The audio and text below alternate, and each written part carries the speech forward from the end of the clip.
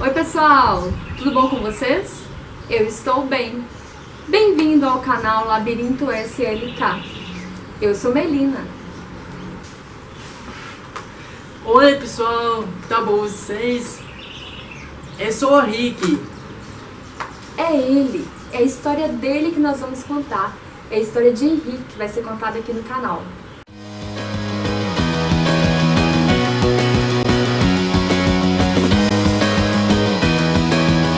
Escolhemos gravar esse vídeo aqui em Nanuque, pois foi aqui que tudo começou.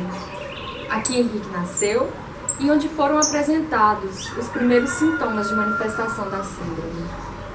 Henrique nasceu em 2001 e apresentou um desenvolvimento normal de suas habilidades de linguagem, coordenação motora, habilidade afetiva, habilidade cognitiva. Desde muito cedo, Henrique expressava muito bem, Henrique articulava muito bem as palavras, contava história, cantava música, brincávamos de teatro imitando os personagens dos filmes que ele assistia. Na época era DVD, né, Henrique? Hoje em dia Netflix. Hoje em dia tem Netflix. Mas na época era o videocassete que ele assistia. Rebobinava, assistia de novo, até que as falas ficavam gravadas e ele brincava de teatro com as falas dos personagens. Era muito divertido. Foi aos 4 anos e 7 meses que Henrique perdeu a capacidade de fala. E por coincidência estávamos viajando, fomos para a casa da minha avó, eram férias de julho, e parecia que ele estava estranhando o lugar, estranhando as pessoas, estranhando o ambiente, o que não era coerente porque todas as férias a gente ia sempre para o mesmo lugar e ele encontrava sempre as mesmas pessoas, primos, tios, avós. Mas dessa vez algo estava diferente. Henrique não se comunicava, Henrique não falava e apresentava um comportamento muito difícil. E não era o padrão de comportamento dele. Ele era sempre um menino obediente, muito doce. De repente ele passa a apresentar um padrão de comportamento diferente do anterior, do que ele vinha apresentando anteriormente. A gente tinha que justificar aquilo que estava acontecendo. Henrique não estava falando, Henrique estava diferente. E a justificativa que encontramos foi que estava estranhando o ambiente. Ao final das férias, no final de julho, início de agosto, o meu irmão veio nos visitar. Na ocasião ele morava em outra cidade. E logo que ele chegou, ele estranhou o comportamento de Henrique. Ele viu que tinha algo diferente, algo muito estranho acontecendo. Ele falou para mim: Melina, Henrique não está falando.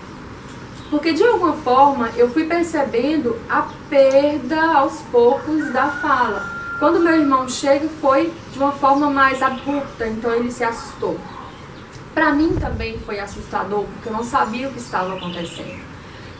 E o que era mais preocupante, Henrique deixou de atender a comandos simples de fala. Por exemplo, além da perda de fala, ele tentava falar, não conseguia. Um dia eu pedi que ele apagasse a luz, estávamos no quarto. Henrique, o comando foi: Henrique, apaga a luz. A resposta dele foi: hã? Então eu repeti: apaga a luz. Mais uma vez ele respondeu: hã? E eu disse: a luz. Ele saiu do quarto. Aí eu pensei: onde ele foi? E ele voltou e só fez um gesto. Eu não sei o que você está falando.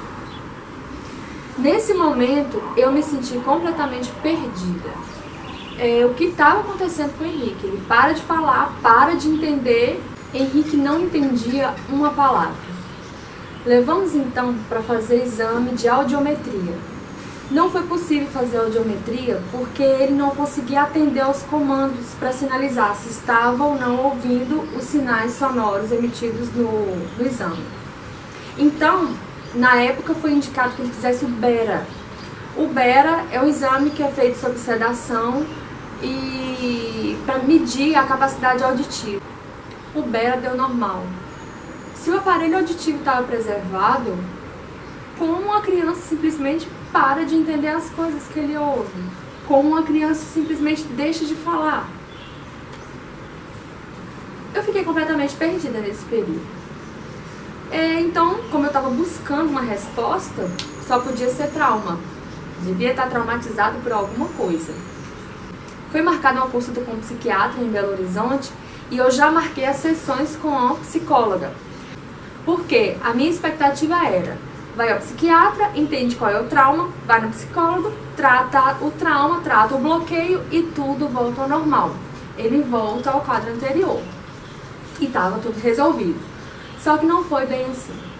Essa foi a expectativa, mas a realidade foi completamente diferente. Em Belo Horizonte, fomos ao consultório do psiquiatra, Dr. Walter Camargo Júnior, um dos anjos em nossa vida. A princípio pediu que Henrique entrasse sozinho. Com 1 minuto ou menos, ele nos chamou e disse: não tem nada que a psiquiatria possa fazer pelo seu filho. E a gente falou: não, como assim, doutor? O senhor vai ter que resolver nosso problema. A gente veio do interior com a esperança de resolver o problema dele aqui e o senhor fala que a psiquiatria não resolve? Como assim? Nós insistimos, mas ele nos acalmou e disse o seguinte, que iria indicar um neurologista, um neuropediatra, que iria resolver o nosso problema.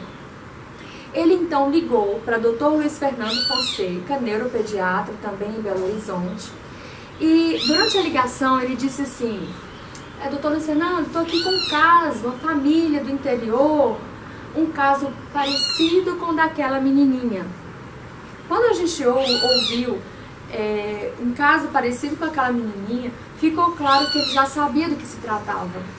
Então ele encaminhou para um profissional de uma área que atendesse a situação que estava diante dele. Fomos no mesmo dia, no consultório de Dr. Luiz Fernando. Cheguei lá cheia de dúvidas, cheia de esperança, e naquele momento deu um frio na barriga tremendo.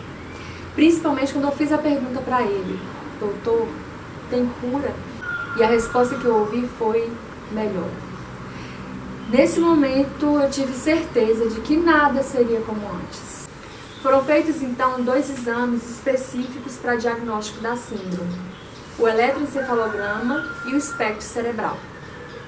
Dr. Luiz Fernando fez o diagnóstico da síndrome em novembro do mesmo ano em que a síndrome se manifestou.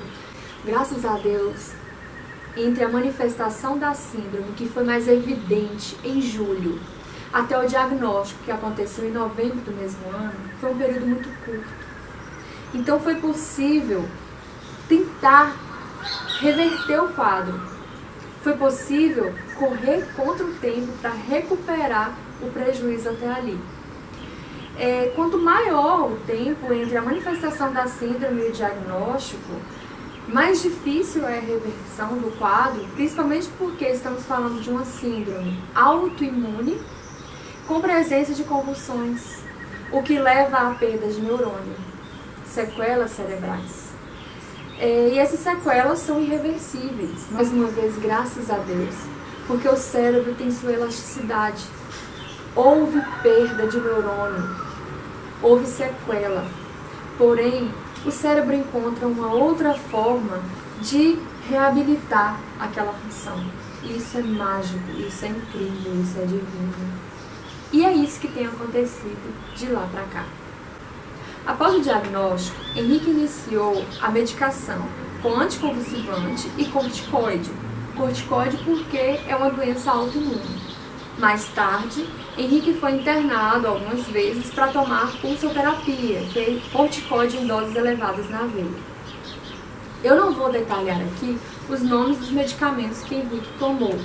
Eu acho mais prudente deixar a informação para vocês e deixar a dica de que, se o seu filho ou alguém da sua família apresenta alguma das características descritas aqui, procurem imediatamente um médico da área.